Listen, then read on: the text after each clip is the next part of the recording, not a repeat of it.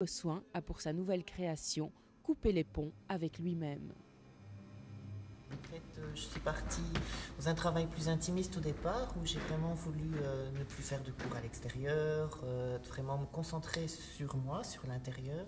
Et je me suis filmée pendant 4 mois à peu près sur des improvisations, sur des thèmes que je m'étais bien sûr donné par rapport au scénario. Et puis, dès que j'ai vu un peu un mouvement qui me ressemblait trop, où j'avais l'impression de connaître, j'effaçais et j'allais voir ailleurs ce qui se passait.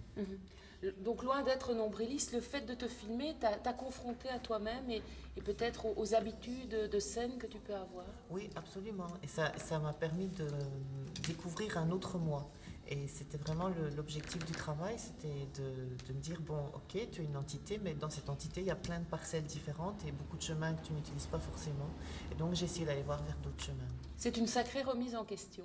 Oui, oui, oui. C'est difficile physiquement parce que ça vous fait travailler le corps d'une autre façon et psychologiquement aussi parce que quand on se voit après restituer le mouvement, on se dit mais je ne me connais pas, c'est pas moi qui ai cette image. Et donc oui, ça change beaucoup de choses.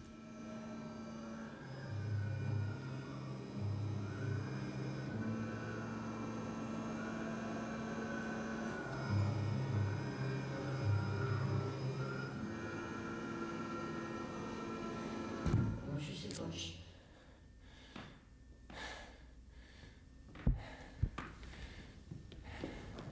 Mais de toute façon, j'ai pas de notion de durée en général, encore moins sur des petits trucs.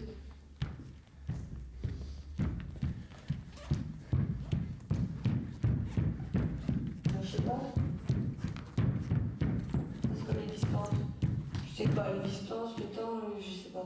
J'ai travaillé beaucoup dans la scénographie, dans l'imagerie baroque et le dernier spectacle sur Orlando où là je me suis moi-même mis des carcans et emprisonnée dans des costumes, dans des corsets, dans des perruques, dans un travail très visuel. Là j'ai vraiment voulu aller à l'opposé et je crois que quelque part mon côté de me protéger avec le costume, avec le corset, pour mieux rendre un imaginaire, je veux dire, c'est toujours pour la bonne cause, entre guillemets, et pour permettre aux danseuses et aux danseurs autour de moi de pouvoir développer une gestuelle. Mais là, j'ai eu un peu un ras-le-bol de ce côté-là, en disant, bon, maintenant, j'ai assez donné aux autres, et moi aussi, je veux travailler ce corps, travailler différemment que ce que j'ai fait jusqu'à présent. Sans entrave. Oui, tout à fait.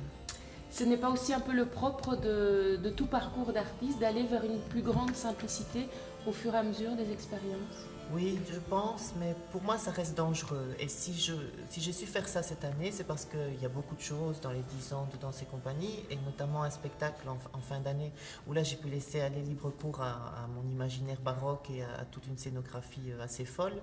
Et donc, j'ai un bon compromis. Pour moi, je sens que j'ai un équilibre cette année. Je crois que si je travaillais tout le temps comme j'ai travaillé pour ce spectacle-ci, il y aurait un manque quelque part. Parce que aller vers la simplicité, au bout d'un moment, c'est bouger le petit doigt et dire waouh, c'est génial.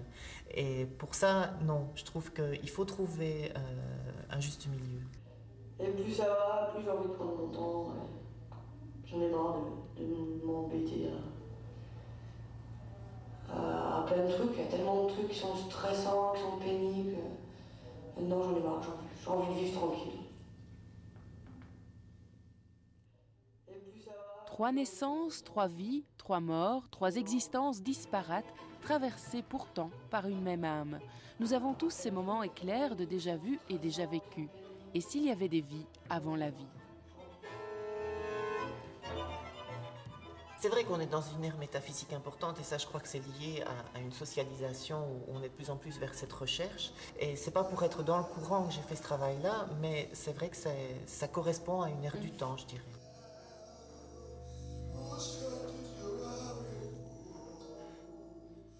Alors on assiste à ces différentes naissances qui sont très prenantes et très parlantes aussi au niveau de la gestuelle. Ça risque pas de choquer si, je certains crois que dans leur intimité? Ça va choquer, je veux dire. Je crois que c'est le spectacle qu'on aime ou qu'on n'aime pas. Il y aura pas de compromis. Les gens qui ont l'habitude de travailler avec moi dans le groupe interne de la compagnie, quand ils ont vu quelques extraits, au début, ils n'ont pas aimé du tout parce que ça ne ressemble pas. Donc c'est un travail différent, ça part vers autre chose. La scénographie, si elle est sobre et dépouillée, se pare d'une bande-son riche et étonnante. Dominique Petitgan, journaliste français, a collecté au hasard de son travail des fragments d'interviews, ponctuations verbales presque banales, qui prennent isolément une signification exacerbée. Chaque respiration, chaque silence est lourd de sens et le public lui-même n'échappera pas à cette emprise parce qu'il sera au cœur de l'émotion. Une fois à Péruel, justement, Orlando, qui est quand même un spectacle plus pour personnes, disons, qui connaît la danse. Et on a pu danser ce spectacle devant des groupes d'anarchistes, devant des punks, devant des gens qui n'ont pas du tout l'habitude de voir de la danse contemporaine. Et ces gens étaient à nos pieds. On a dansé vraiment autour d'eux, comme si on dansait ça dans la rue. Et après, ils sont venus vers moi en disant « Waouh, tu m'as scotché, c'était incroyable et tout ». Ils sont venus les larmes aux yeux et c'était super parce que j'ai jamais eu un rapport comme ça avec le public. Et je me suis dit ça, c'est aussi le fait qu'il n'y a pas ce côté scène et salle. Et donc, avoir les gens autour de moi et travailler avec les gens, c'était vraiment une volonté.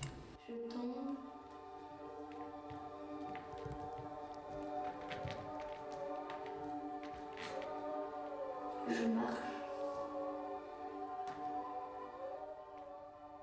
En toile de fond du solo de Xavier Gossois, une fresque vivante racontera aussi une autre vie. Parmi les 4 danseuses, Ingrid de Cerf, une ancienne de Danse et Compagnie, élève chez Bart et Anne-Theresa de Kersmacher, qui revient pour l'occasion au Bercail. C'est aussi la satisfaction de ces 10 années passées dans l'école, de voir l'évolution de ses élèves, les trajectoires de l'une et l'autre. Oui, ça c'est vraiment une grande satisfaction et ça c'est vrai que c'est un peu mon cocorico, quoi. C'est vraiment super de voir des gens comme ça, comme Ingrid, comme Dorothée, comme Ève, qui ont du talent, qui sont très différentes les unes des autres et qui en même temps arrivent à vivre par la danse. Et le plus remarquable, c'est que ce sont des gens qui n'ont pas choisi la danse. C'est vraiment la danse qui les a choisis. Et je crois qu'il y a beaucoup de gens dans le cas, mais qui n'osent pas faire le pas. Bon, attention, c'est pas une vie facile, hein. Je veux dire, c'est clair que je ne pousse pas les gens à faire cette vie-là. Mais s'ils l'ont vraiment en eux, je sais que si à un moment ils arrêtent, ben, ils seront malheureux toute leur vie. On n'a pas un petit pincement au cœur quand ils quittent le nid, qu'ils volent de leurs propres ailes? Si. Et en fait, j'essaie très fort de m'en détacher quand c'est comme ça. Oui, bien sûr, je demande des nouvelles, j'essaie d'avoir des échos de la suite, mais j'essaie de ne pas trop les retenir parce que couper le cordon, c'est jamais très facile. Et c'est vraiment ça qu'il faut faire ici. Alors en même temps, quand ils reviennent et qu'ils disent voilà, j'ai vraiment envie de travailler avec toi et j'ai visité d'autres choses, mais je veux rester, continuer, ben, je suis super content et je les accueille avec les bras ouverts, bien sûr. Mais c'est un beau cadeau en tout cas.